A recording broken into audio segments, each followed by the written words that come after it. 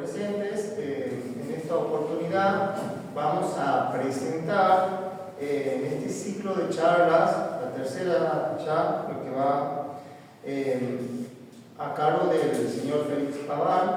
La temática va a ser la Iglesia frente al capitalismo y al liberalismo, siguiendo la línea de Sacheri y en su libro El orden natural. Muchas gracias.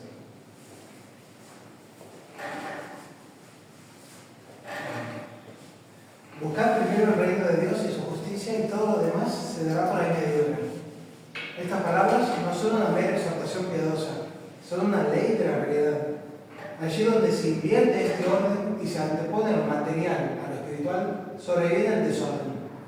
El hombre pierde lo eterno y con ello termina perdiendo también lo temporal. El mundo moderno, bajo la bandera del liberalismo, ha querido levantar un orden social donde el individuo sea el centro, la razón su norma absoluta y el dinero su Dios. El resultado está a la vista. Sociedades que pretendiendo alcanzar el bienestar económico han perdido el sentido trascendente de la vida, se han vuelto incapaces de servir al hombre real, criatura de Dios y peregrinos de la eternidad. La economía, que debería ser un instrumento subordinado al bien común, se ha convertido en un fin en sí mismo, un fin supremo. Y cuando la producción y el consumo se absolutizan, el hombre queda reducido a un simple engranaje en una máquina que gira sin detenerse. Produce para consumir y consume para producir, sin otra finalidad que la acumulación de riquezas. Santo Tomás lo dijo con claridad: el acrecentamiento sin límites de las riquezas es un desorden radical. A la luz de esta enseñanza, la conferencia se dividirá en dos partes. En la primera parte, la Iglesia frente al liberalismo, con una doctrina que niega el orden natural y la soberanía social de Cristo bajo el pretexto de la libertad absoluta del hombre. Y en segundo lugar, la Iglesia frente al capitalismo liberal, un sistema que al absolutizar la ganancia encierra al hombre en un círculo vicioso. Nuestro objetivo es mostrar que ambos, el liberalismo y el capitalismo liberal, no son compatibles con el cristianismo, sino expresiones distintas de un mismo error: la apostasía del orden natural y cristiano bajo la máscara de la libertad y el progreso. El autor principal, el que está tomado todo, es Sacheri, porque es el comentario del libro del orden natural, y hay también pequeños párrafos que intercalo de Nembiel, Castellani, de Salvay Salvani y de Dante Ortega. Esa es la bibliografía. Entonces, en primer lugar, abordamos la Iglesia frente al liberalismo. Nos dice Sacheri que una de las principales corrientes que caracterizan la cultura moderna es el llamado liberalismo. Ya en la palabra liberalismo nos está indicando algo. La doctrina liberal tiene por esencia propia la exaltación de la libertad humana. No habla de la virtud de la liberalidad, que Santo Tomás la pone como virtud moral, sino que esto, en vez de tomar esa virtud como punto de partida, toma de punto de partida la libertad como un bien máximo supremo. La Iglesia siempre rechazó el liberalismo en numerosos documentos, condenando formalmente sus tesis más graves. El pontífice Pío IX condenó 80 proposiciones heréticas en su encíclica Quanta Cura y en el sílabus anexo. El sílabus es un listado de errores. O sea, ahí directamente él pone el error y lo condena. El otro error lo condena, un listado de frases condenadas. Y tiene una continuación con Sapio X, que es menos conocida, que es lamentable y sin éxito, que también es otra lista de errores condenados. Esa condena del sílabus en realidad son tomadas las frases de otros 32 documentos anteriores. O sea, son frases que ya están condenadas y es simplemente hacer una recopilación para que quede más claro cuál es el error. La actitud de la Iglesia frente a los errores del liberalismo fue constante y reiterada en innumerables textos del magisterio. Se condenó de manera sistemática y constante. ¿Cuáles son los motivos de tal severidad por parte de la Iglesia? Frente a una doctrina que dominó a las naciones de Occidente durante casi 3 siglos, consideración atenta de los principales aspectos de la doctrina liberal nos permitirá comprender las razones del sostenido combate que la Iglesia ha librado heroicamente, con todos los riesgos que ello supuso, con todos los mártires que contó en su vida. Vamos a analizar un poquito entonces qué es el liberalismo ahora. Al estudiar un objeto, después de la primera pregunta, ¿Ansit? O sea, acerca de la existencia, cuando ya nos consta de que el objeto existe, viene la siguiente pregunta, quid sit? ¿Qué cosa es? ¿Qué es lo que es eso? ¿Qué es el liberalismo? En el orden de las ideas, es un conjunto de ideas falsas. En el orden de los hechos, un conjunto de hechos criminales que son consecuencia práctica de esas ideas falsas. En el orden de las ideas, es el conjunto de los llamados principios liberales, con las consecuencias lógicas que de ellos derivan. Principios liberales son la absoluta soberanía del individuo con la entera independencia de Dios y de su autoridad. Directamente el individuo es su propio jefe, su propio soberano. Soberanía de la sociedad con absoluta independencia de lo que no nazca de ella misma. Soberanía nacional, es decir, en este sentido, derecho del pueblo para legislar y gobernar con absoluta independencia de todo criterio externo que no sea la propia voluntad de su mismo pueblo. Libertad de pensamientos sin limitación alguna, libertad sin limitación alguna en política, moral, religión, libertad de imprenta, libertad de asociación con iguales anchuras. El fondo común de todos los errores del liberalismo es el racionalismo. Derivan de él la libertad de culto, la supremacía del Estado, de sus relaciones con la Iglesia, la enseñanza laica, el matrimonio legalizado y sancionado por la intervención única del Estado. En fin, lo que lo describe a todo esto es la secularización, es decir, la no intervención de religión en acto alguno de la vida pública. El Estado queda como único soberano. No hay nada fuera del Estado que pueda intervenir, ni siquiera una moral objetiva, nada. En el orden de los hechos, el liberalismo es un conjunto de obras inspiradas en aquellos principios y reguladas por ellos, como por ejemplo casos concretos de expulsión de órdenes religiosas en muchos países, atentados de todo género contra la Iglesia, la corrupción y el error públicamente autorizado en la tribuna, en la prensa, en las aulas, diversiones, costumbres. Es, dentro de todo, fácil de estudiar racionalmente el liberalismo. Uno toma los principios, deriva las consecuencias y uno dice, bueno, esto es liberalismo. Pero es difícil sustraerse totalmente a su enfoque. Como decía un autor, todos somos hijos de nuestro tiempo y debemos luchar contra el germen liberal primero adentro de nosotros mismos, porque somos parte de esta sociedad. Fuentes doctrinales. Ahí Sacheri nos nombra 4 fuentes doctrinales. Primero nos dice que tuvo particular vigencia el liberalismo hegeliano siglos XVIII y XIX. A través del proceso revolucionario francés, se extendió rápidamente por Europa, difundido por los ejércitos napoleónicos. Después de la revolución queda el liberalismo enarbolado en Francia y el ejército de Napoleón lo que hace es difundirlo por la fuerza. Tomando muy superficialmente el tema. Desde fines del siglo XIX, el liberalismo clásico fue adaptando posturas más matizadas ante la tremenda evidencia del caos social y económico que iba a causar por la aplicación de sus principios tal cual. De este modo pasamos a tener distintos niveles de liberalismo, aunque todos son igualmente condenados. León XIII, en su encíclica Libertas Prestatissimos, nos habla y nos describe 3 grados de liberalismo. Pero todos surgen del mismo tronco liberal y con las mismas raíces doctrinales. Dice Sacheri, el número 4, nominalismo, racionalismo, iluminismo y protestantismo en su vertiente calvinista, sobre todo. Vamos a hablar un poquito de cada una de ellas para que se entienda de qué está hablando.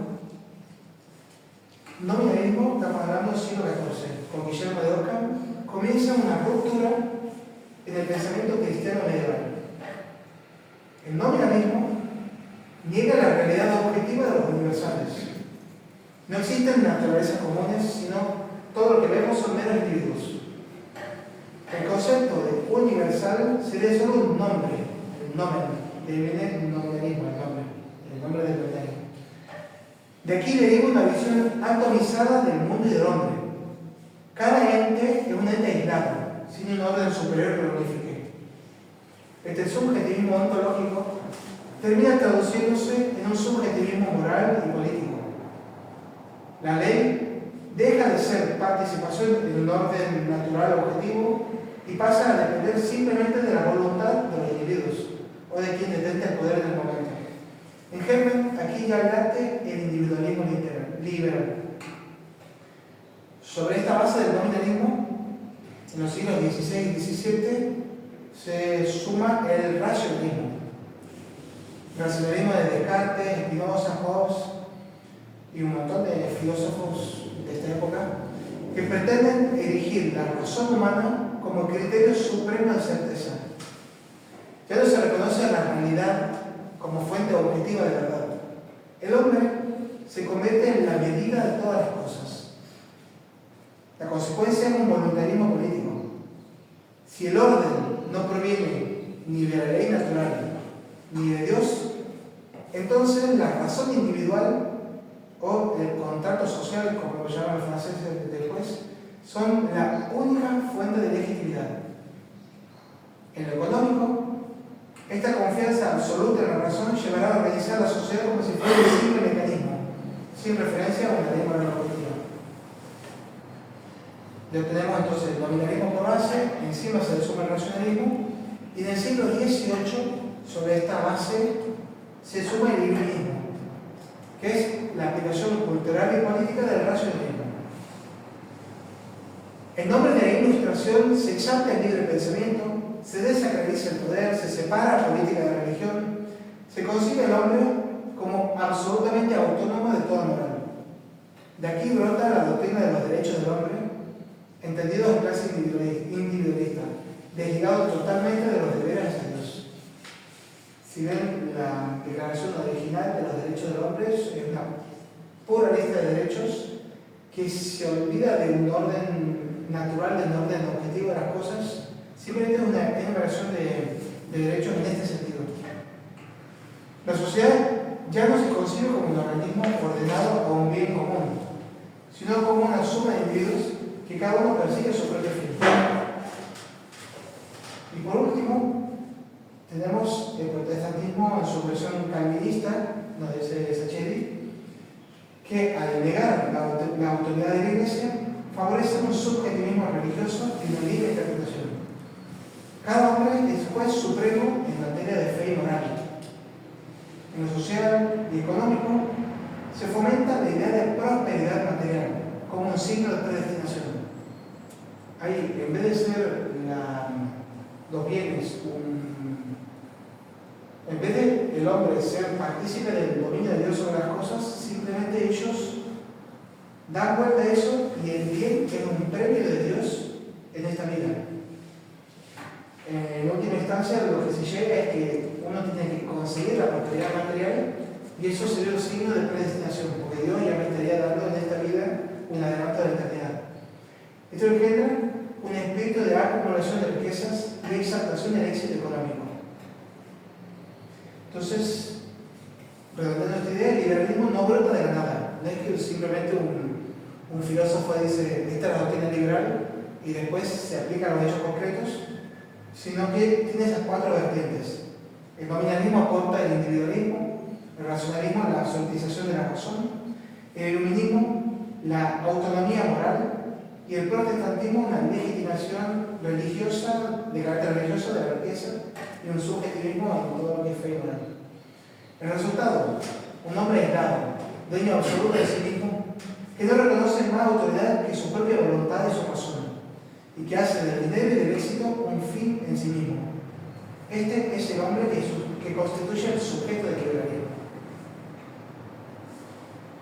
Desde un punto de vista filosófico, el liberalismo considera la libertad como la esencia de la persona, desconociendo que los actos humanos son libres en cuanto suponen un fin, es la libertad en los medios para llegar al fin. Aquí hace un texto de Dalton Wiener que habla acerca de la libertad, y él distingue entre una libertad positiva y una libertad negativa. El liberalismo lo que toma como punto de partida y define como la naturaleza humana es la libertad negativa, que es el no tener ninguna coacción de ningún tipo. Eso es lo que hace la esencia humana. El hombre es considerado naturalmente bueno y justo, poseedor de una libertad absoluta, que no reconoce límite alguno.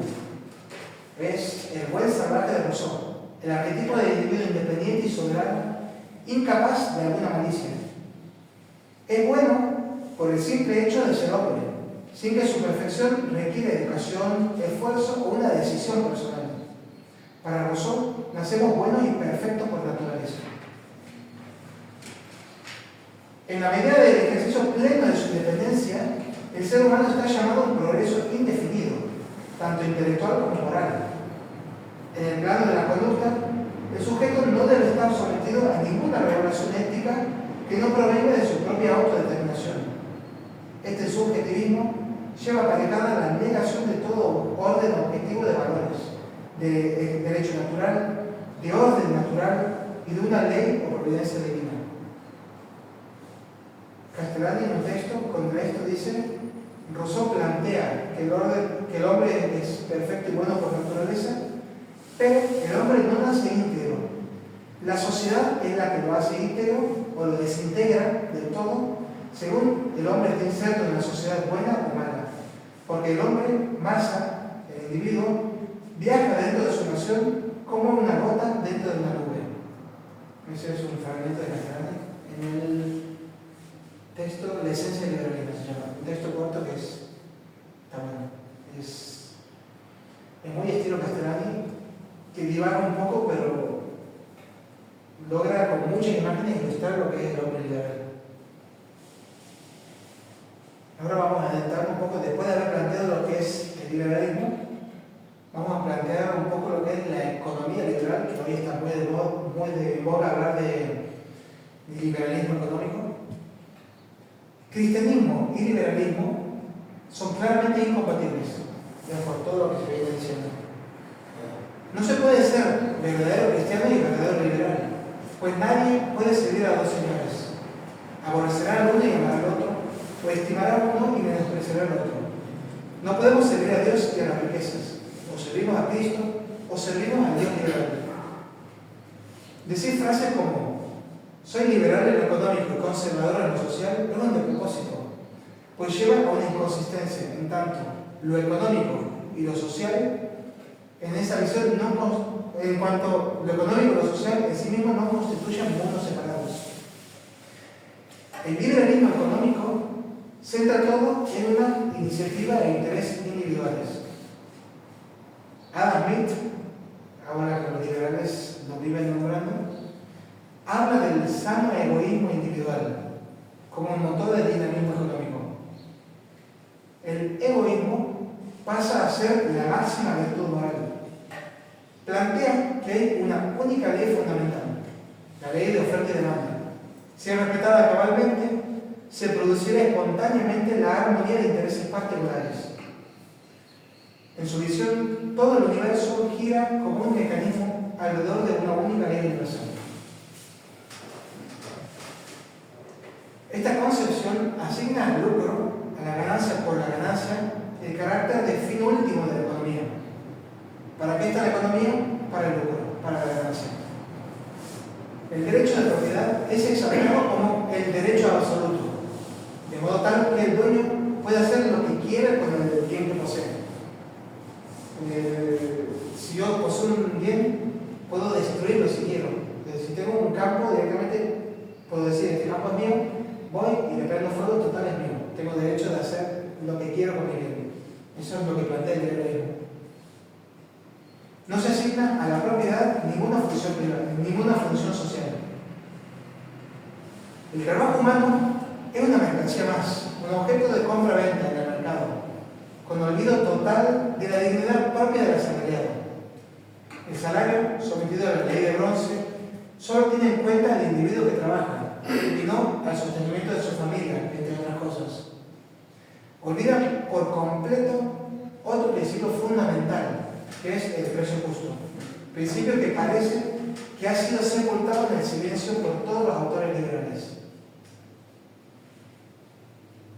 Ahora voy a hacer una crítica al liberalismo económico basado en un texto de Dalton y después volvemos a Sacheri.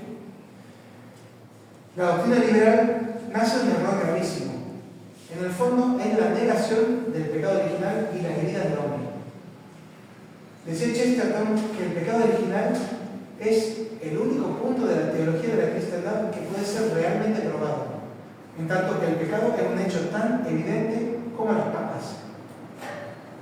Ahora bien, en la teología cristiana se entiende que una de las principales consecuencias del pecado es la concupiscencia, es decir, la tendencia del hombre a pecar por causa del desorden de sus impulsos y deseos, que afectan a su naturaleza caída.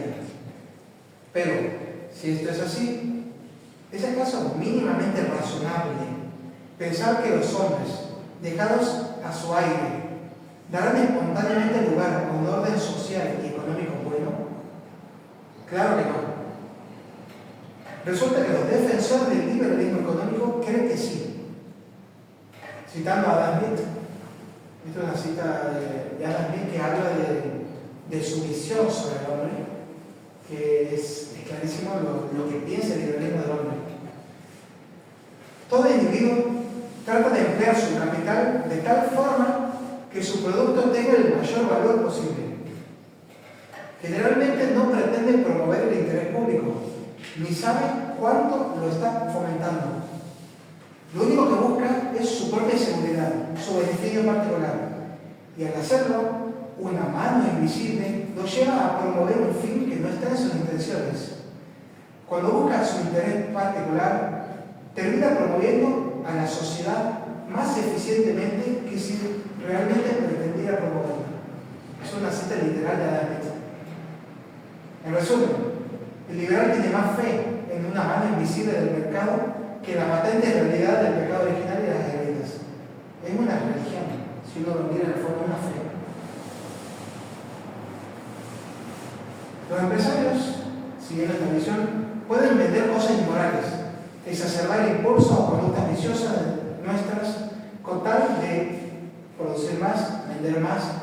Pueden incurrir en la explotación laboral, manipular el esquema legal, influir en forma negativa en el orden social, etc. Para profundizar un poco, tomemos el primer aspecto mencionado en esta lista, venta de cosas inmorales. Planteamos un esquema de absoluto libre mercado. No habría que poner ninguna restricción a la venta de absolutamente nada. No debería haber la mayor restricción a mercados como por ejemplo prostitución, drogas, pornografía, en tanto que ambas partes de la transacción lleguen a un acuerdo voluntario y se respeten los derechos de propiedad. Desde la perspectiva liberal, uno puede estar de acuerdo o no con la permisividad moral de tales actividades, pero el punto es que no se debería poner ninguna restricción porque los individuos eligen lo que les da la gana, incluso si es inmoral. Esto es lo que plantea el liberalismo económico, que es contraria a la visión que nosotros planteamos, porque en él hay otros aspectos que importan, y de hecho que importan más, pues el hombre tiene un fin, que no es meramente acrecentar riqueza y hacer lo que le da la gana de la vida, sino que tiene un fin último, y tiene que crecer en las virtudes, conformarse a la ley natural, a la ley divina, para llegar a su último fin. Aquí se concluye la teoría con una cita de Murray Roth, de Fesser, que hace una crítica a Murray Rothbard. Dice, Rothbard abogaba por la despenalización de las drogas, prostitución y otros allí, llamados por él mismo crímenes indígenas. Porque él sostenía que criminalizarlos violaría el derecho de autopropiedad de las personas para usar de sus cuerpos como quisieran. De una concepción católica de la ley natural, no puede haber tal cosa a hacer lo que es intrínsecamente inmoral. Esto implica que, al menos en un principio, es legítimo para el gobierno hacer ilegales acciones que desde el punto de vista de la ley natural son inmorales, como prostitución, venta de drogas y pornografía. Con eso termina el dato de eso. Y ahora, Sacheri nos pasa 3 temas finales que los redondea muy por encima, porque en principio estos son aplicaciones de los temas que ya vine diciendo sobre el liberalismo. El primero es la sociedad y el Estado, el segundo la moral y el derecho, y el tercero cultura y religión. Sobre sociedad y Estado nos dice Sacheri que la familia es la célula primera de la sociedad y que en la sociedad hay diversas comunidades. Están las familias, gremios, corporaciones, son lo que llamamos cuerpos intermedios, que son necesarios para que el hombre llegue a su perfección.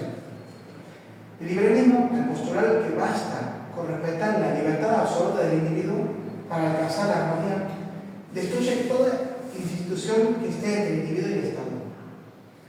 De ahí proviene la disolución de la familia, por medio del divorcio, separación de padres de hijos, libertad absoluta de testar que rompe la unidad del patrimonio, reducción de vínculos sociales a meros contratos. En esta línea está la ley de Chapelier en Francia, que suprime todos los gremios de corporaciones y asociaciones y condena a los trabajadores a la indefensión. El Estado, visto como un mal necesario y dictatorial por su propia naturaleza, es reducido a un simple guardián de las libertades individuales y de la propiedad privada. Bajo la consigna del dejar pasar, la autoridad política pierde toda función positiva de tutela del bien común. Simplemente es el árbitro de que se respete la libertad y la propiedad. Esa es la única función que se asigna al Estado. Cualquier otra cosa sería una intromisión del Estado en un tema que no le compete, diría un liberal. Sobre la moral y el derecho, Sacheri nos dice que, por todo lo antes dicho en el libro y en las 2 conferencias anteriores, el derecho positivo está limitado por debajo por la ley natural y por encima por la ley divina. El derecho positivo va por el medio de los dos. El liberalismo niega esta relación entre el derecho natural y otro tipo de derecho positivo y cualquier otro derecho. Para el liberal, el individuo es autónomo y no reconoce otra norma que la que él mismo se dicte. Así, lo bueno y lo malo, lo justo y lo injusto se reducen a un carácter subjetivo. Lo que el individuo estima como recto no obliga a nadie más que al propio individuo. La moral se desvincula de la religión. El derecho se independiza de la moral, desembocando en un positivo jurídico absoluto. Lo válido es lo que una mayoría decida. No existe el concepto de lo justo, sino simplemente lo que la mayoría ha decidido que es lo justo y lo injusto. El sufragio universal y la soberanía popular son elevados a principios absolutos. La democracia liberal convierte en ley lo que un conjunto de individuos acuerdan como tal. La consecuencia, eliminación de toda referencia al derecho natural y separación radical de la ley de cualquier otra referencia.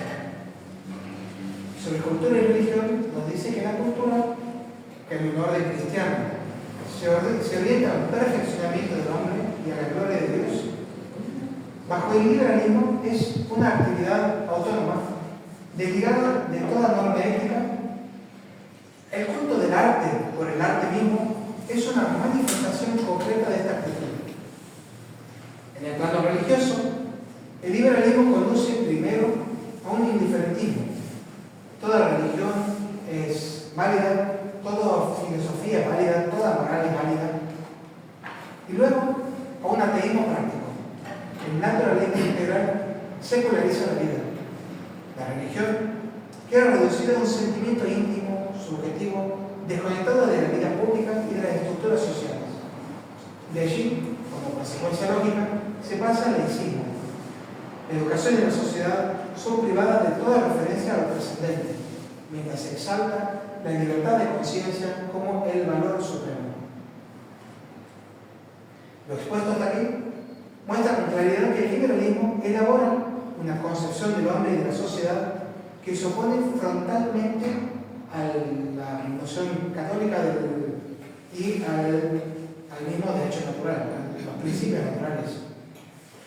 Donde la Iglesia reconoce como unidades naturales, el liberalismo ve un simple conjunto de individuos.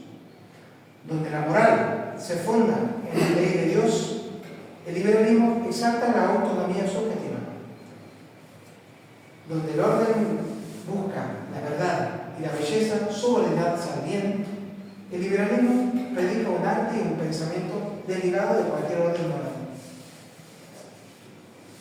Donde había adoración objetiva de un Dios verdadero, el liberalismo lo reduce a sentimientos privados y elimina cualquier noción de religión de la vida pública.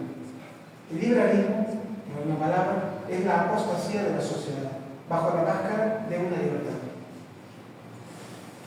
Eso sería la primera parte de la charla, que es la Iglesia frente al liberalismo. Fede, antes que pase al capitalismo. Sí. Cuando decimos que el liberalismo filosófico consiste esencialmente en una exaltación de la libertad humana, Claro. ¿sí? ¿Qué concepto de libertad maneja el liberalismo y cuál es el concepto cristiano de la libertad? Claro. Ahí el liberal maneja un concepto negativo de libertad que es simplemente no poner límites a la acción humana. Ausencia de coacción. Ausencia de coacción, ausencia total de coacción. Entonces, la libertad, en ese sentido, libertad de conciencia sería que cada uno puede pensar lo que quiera. Libertad moral es que cada uno puede obrar lo que quiera sin que haya un algo superior que pueda coaccionar. Es un fin. Es un fin en sí mismo la libertad. La libertad es el fin último del hombre. Por eso elabora la lucha por las libertades. Como si al llegar a la máxima libertad el hombre llegaría a su apogeo. ¿Y el concepto cristiano de libertad? El concepto cristiano, León XIII lo resume maravillosamente en la Libertad Prestantísimo, que habla de este tema, que dice que es la libertad la reduce a un acto del hombre en la elección de los fines, de los medios para llegar a un fin. Por el hombre, por naturaleza, ya tiene un fin. Y simplemente la libertad está en la elección de los medios para llegar a ese fin. No es una libertad de si yo quiero, ahora me levanto y me voy y les dejo a la mitad de la charla, eso no sería propiamente libertad. Y hay un ejemplo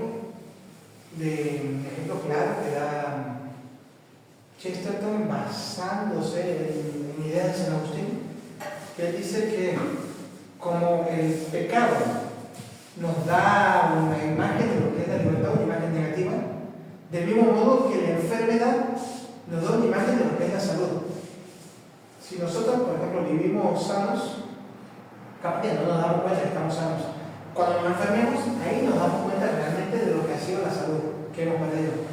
En ese caso, en el pecado nos ilustra lo que es realmente la libertad humana. Y desde un punto de vista positivo, de la libertad positiva, ahí el Antología también en su texto hace la distinción entre libertad negativa y positiva. La libertad negativa es simplemente ausencia de coacción. La libertad positiva es la que elabora San Agustín con su famosa frase ama y haz lo que quieras. Es la libertad en la virtud. Si uno se desliga del vicio, se desliga de todo esas cadenas que nos atan, somos realmente libres en el obrar, en el pensar, en el obrar, porque no es simplemente un hacer lo que uno quiere, uno tiene que perfeccionarse a sí mismo para realmente alcanzar una libertad plena. Así como si yo estoy, por ejemplo, yo tengo el vicio de la borrachera, uno diría, bueno, yo soy libre de beber lo que quiera, y todo lo contrario, si yo paso por un bar, no soy libre de seguir caminando mi rumbo. Yo voy a estar encadenado a ese bar, veo un bar y voy a entrar y voy a tomar. O sea, si uno lo mira desde ese punto de vista, la libertad negativa, como se hace en ocasiones, es simplemente un conjunto de cadenas. La libertad positiva es la verdadera libertad. Es librarse de todas esas ataduras. Por eso la libertad, no me acuerdo quién lo decía, bueno, es la facultad de moverse en el bien. La facultad de moverse en el bien, claro, siempre apuntando hacia un fin. O sea, no somos libres de decidir el fin, somos libres de decidir los medios para llegar a ese fin. Y el fin es el bien con mayúscula.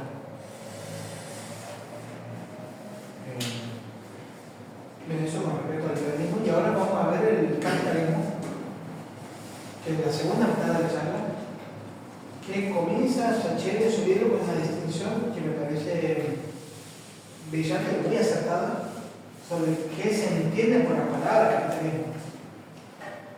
Hace dos distinciones previas. En primer lugar, en su significado estricto, capital no es dinero, sino todo bien destinado a la producción de otros bienes económicos.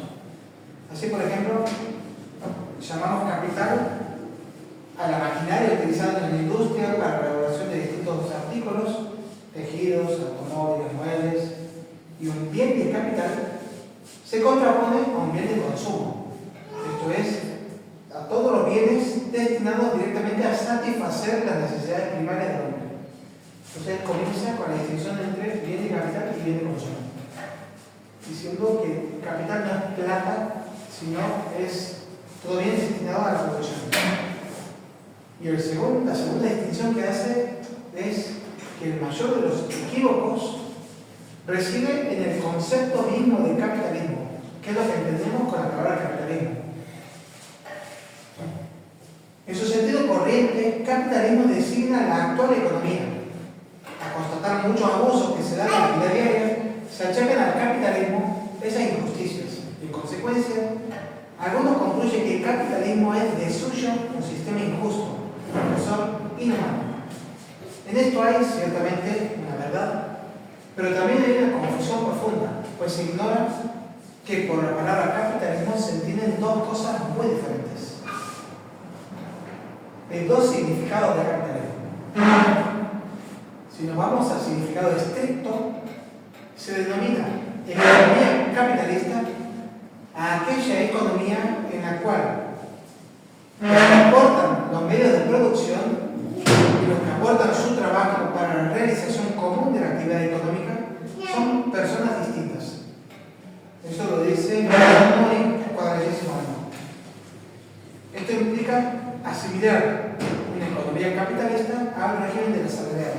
En términos generales, puede decirse que toda economía anterior al siglo XVII era una economía no capitalista, en cuanto que los medios de producción o capital estaban en las mismas manos de aquellos que ejecutaban el trabajo. Los talleres, las empresas familiares, los artesanos, los pequeños comerciantes son ejemplos de economía no capitalista. En la actualidad, lo que predomina es la distinción del sector capital y el sector trabajo, lo que configura la economía capitalista, por lo que se ha dicho. En este sentido, siempre que coincida medio de producción, ejecución del trabajo con el capital, tenemos una economía no capitalista. Cuando se hallan separados, tenemos una economía capitalista. Por ejemplo, si yo tengo todo el dinero para comprar insumos, tengo la maquinaria, yo voy, compro la harina, compro la levadura, armo el pan y salgo yo a venderlo, eso es una economía no capitalista por la misma esencia. En cambio, si yo pongo la mano de obra, pero otro me pone toda la maquinaria, eso es una economía capitalista, porque uno tiene los medios y el otro pone el trabajo. Pero existe otro sentido muy difundido del capitalismo. Por él se designa un proceso histórico determinado, por el cual el autor denomina capitalismo liberal. Lo caracteriza con las siguientes palabras de Pablo VI, que es un texto que ilustra muy bien lo que es el el capitalismo liberal? Dice, por desgracia, sobre estas nuevas condiciones de la sociedad tras la revolución industrial, ha sido construido un sistema que considera el provecho como el motor esencial del progreso económico, la concurrencia como ley suprema de la economía, la propiedad privada de los medios de producción como un derecho absoluto sin límite alguno ni obligación social correspondiente. Este liberalismo sin freno que conduce a la dictadura fue denunciado por nuestro predecesor Pío XI como generador del imperialismo internacional del dinero. No hay mejor manera de reprobar el abuso que recordando solemnemente, una vez más, que la economía está al servicio del hombre. Esto lo dice en Popular Progresión. El autor concluye, el autor Sacheri, que manifiesta la distinción entre el sistema capitalista, con división entre capital y trabajo, y el liberalismo económico que, de hecho, pero no de derecho, lo acompañó históricamente. Esto explica por qué la Iglesia ha condenado siempre con tanto énfasis al liberalismo, mientras que no ha condenado al capitalismo. Mientras el liberalismo ha sido el responsable del caos socioeconómico que dio lugar a la cuestión social, el sistema capitalista es un tipo de economía que ha aumentado en forma extraordinaria la producción de bienes y servicios. Aquí lo que Sacheri nos dice es que si nos vemos históricamente, siempre ha coincidido el capitalismo con el liberalismo. Aunque si vemos los principios que están detrás, entonces si estudiamos el tema, no tiene por qué ser así. Podría darse una economía capitalista no liberal, pero en la práctica nunca se ha dado. Y esto, el porqué de esto, lo voy a tomar ahora de un texto de Miguel, que habla un poquito del capitalismo liberal, de su surgimiento, que dice que el capitalismo liberal surge luego que el hombre se hallara en el fondo de una pendiente por la cual venía rodando por más de 3 siglos. La Edad Media había logrado un milagro único en la historia del equilibrio humano. Calmadas las pasiones, el hombre vivía en paz consigo mismo y en paz con sus hermanos, en el ordenamiento jerárquico de la vida social. Había un orden sin violencia, porque todas las partes de la sociedad se movían libremente en el ámbito de sus funciones, cada una en su esfera, sin absorber a la inferior ni atropellar a la superior. Era un universo social jerárquicamente ordenado, por encima estaba el cielo de los cielos. Esto es lo que denominamos la cristiandad.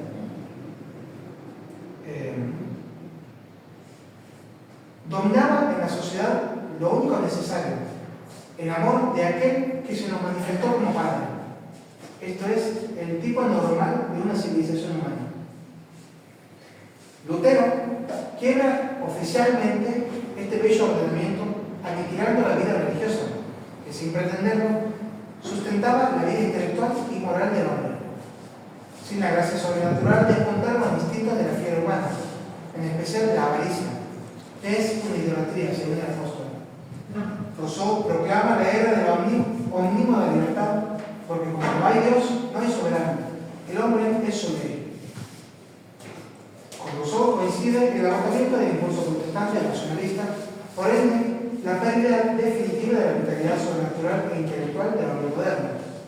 Sin vida espiritual e inteligencia, surgió el hombre estómago, el burgués, entregado con toda su mente, con todo su corazón, con todo su espíritu, con todas sus fuerzas a la economía.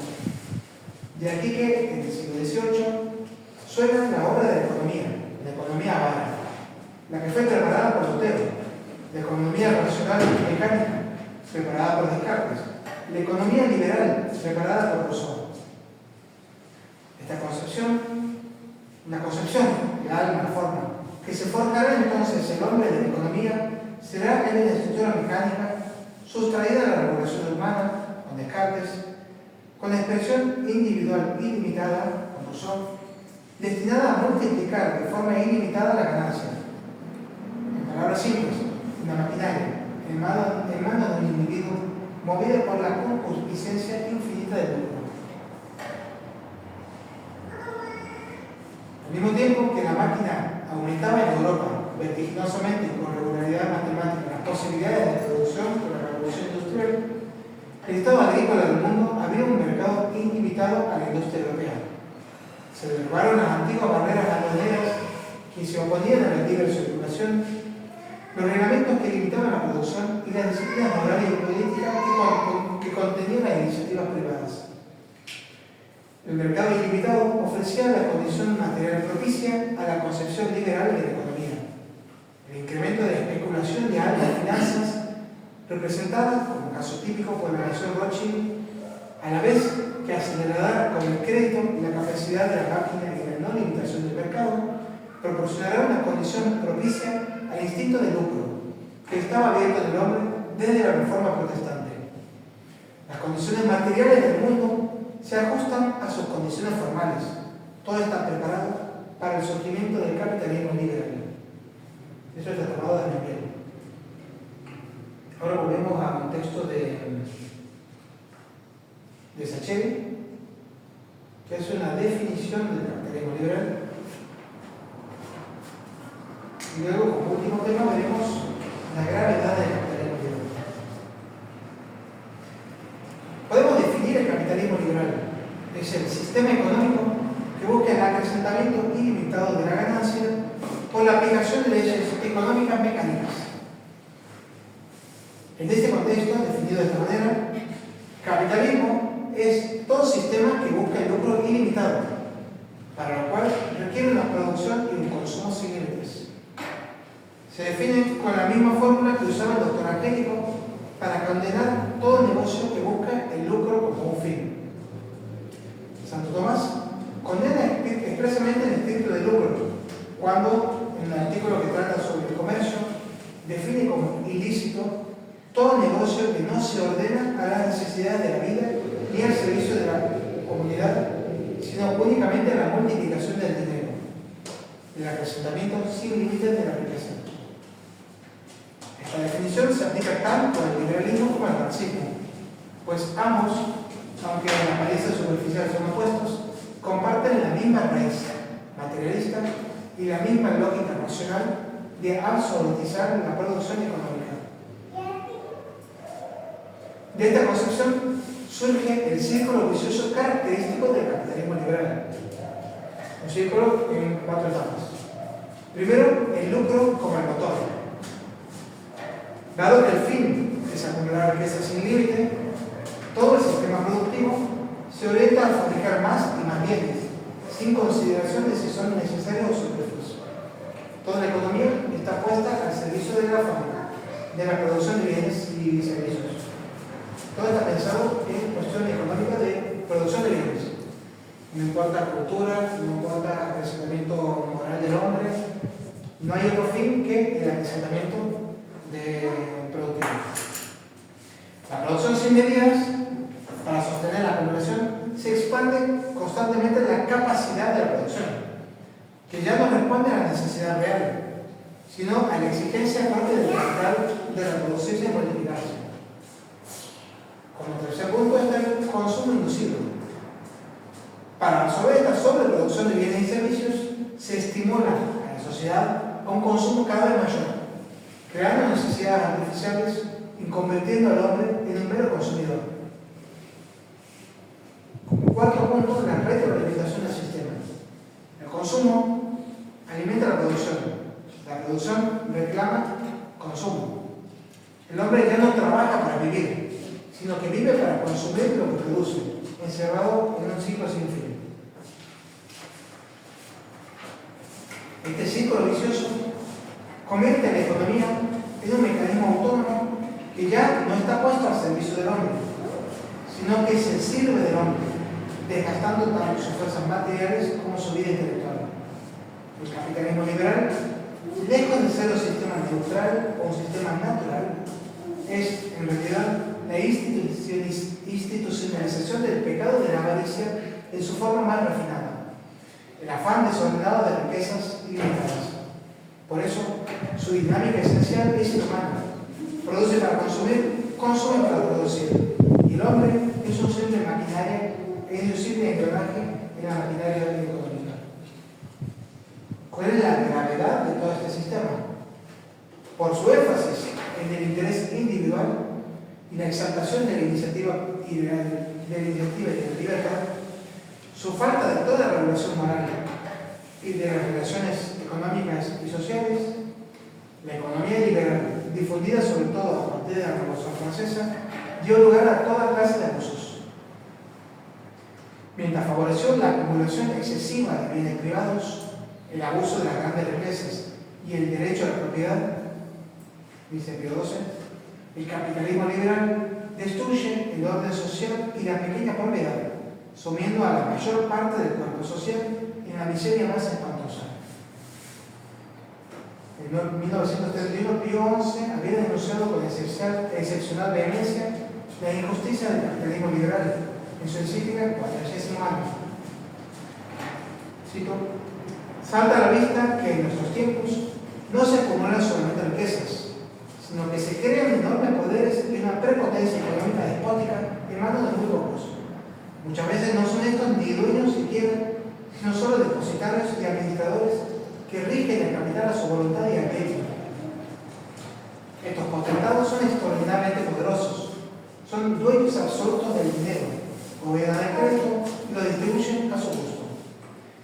Diríase que administran la sangre de la cual vive toda la economía y que de tal modo tienen en su mano, por así decirlo, el alma de la vida económica, que nadie puede respirar contra su voluntad. Esta acumulación de poder y recursos, nota casi originaria de la economía modernísima, es el fruto naturalmente producido de la libertad infinita de competidores que solo dejó supervivir a los poderosos, que es a menudo lo mismo que decir los que luchan más violentamente, los que menos cuidan su propia conciencia. El espíritu de lucro, verdadero motor del capitalismo liberal, puso el acento en la acumulación de la riqueza o de la riqueza misma, sin respeto por la moral y los derechos fundamentales del hombre. Al reducir el Estado a un mero espectador pasivo del proceso, impide que éste ejerza su función de ámbito supremo entre los distintos sectores sociales. Solo ante la evidencia del drama por el provocado, el liberalismo fue cediendo paso a una concepción un poco más justa del orden económico. Como lo sintetiza con gran ironía Chesterton, el mal del capitalismo liberal no fue el haber creado capitalistas, sino el haber creado demasiado pocos capitalistas. El remedio al abuso del capital consiste precisamente en facilitar el acceso de todos los grupos sociales a las diferentes formas de propiedad. El juicio de la Iglesia siempre fue muy severo contra la usura y el liberalismo económico, por someter al hombre a la economía en vez de colocar el dinamismo productivo al servicio de la persona. La solución cristiana estriba en la difusión de la propiedad, la humanización del trabajo, la instauración de una auténtica organización profesional de la economía con la participación de todos los sectores bajo un ordenamiento jurídico del Estado. En contra de todo el planteamiento. La conclusión. Hemos visto cómo el liberalismo, al proclamar la autonomía absoluta del individuo, destruye la ley natural, disuelve todas las comunidades, reduce la política a un mero contrato y la religión a un sentimiento subjetivo del hombre. Cómo el capitalismo liberal, nacido de esta misma raíz, convierte la economía en un ídolo que absorbe todas las energías de la sociedad y encierra al hombre en el círculo infernal de producir para consumir para producir. Ambas unidades coinciden en lo esencial. Se desplaza a Dios de la vida social, se absolutiza todo el ámbito terreno y se pone al hombre de rodillas ante el deseo de oro del dinero. Frente a esto, la doctrina católica no ofrece una utopía, no ofrece una ideología, sino la restauración del orden querido por Dios. La economía como un instrumento en las manos del hombre, la política como un servicio al bien común, la cultura como la búsqueda de la verdad y la belleza, la religión como el culto objetivo al único Dios. No se trata de matices ni de opciones discutibles.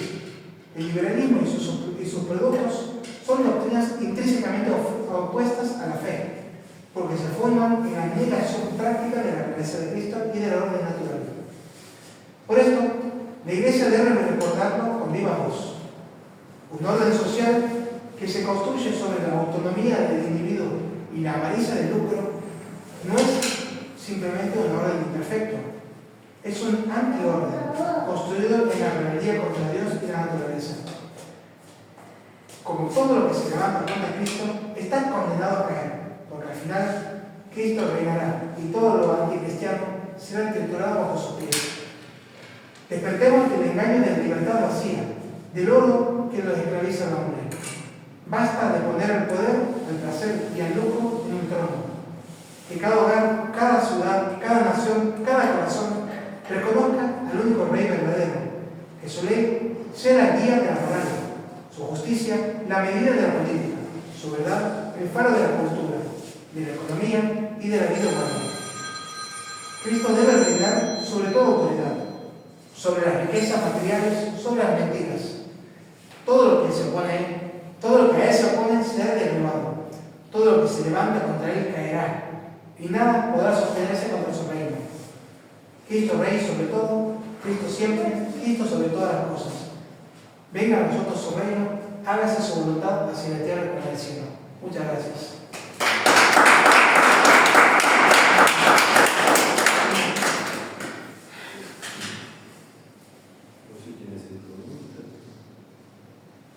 Preguntas, comentarios.